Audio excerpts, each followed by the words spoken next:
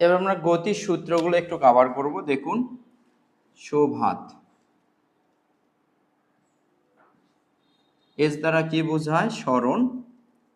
You দ্বারা কি বোঝায়? আদিবেগ। ভি দ্বারা কি বোঝায়? শেষ বেগ।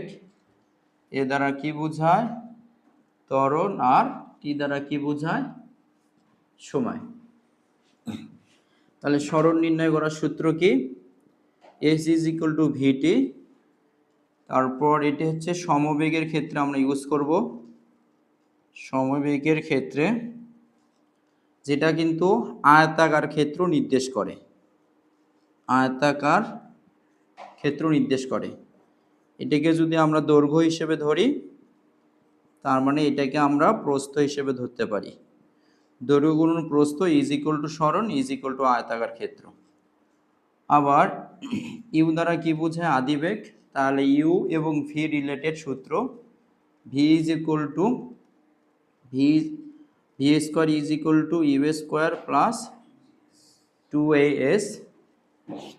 V is equal to u plus a t. আবার দেখেন ত্বরণ a is equal to v minus u divided by t. ত্বরণবিহীন সরণ আছে আমাদের, s is equal to u plus v divided by 2 into T.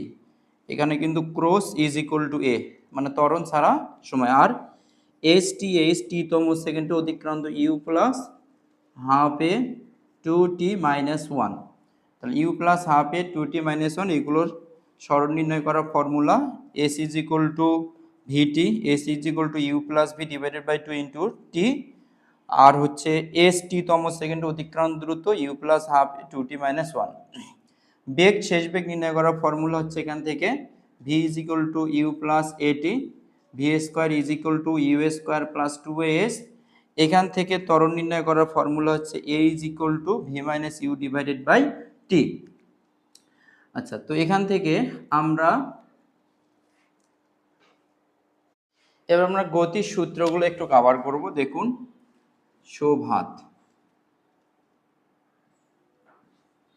S দ্বারা কি বোঝায়? সরণ। ইউ দ্বারা কি বোঝায়? আদিবেগ।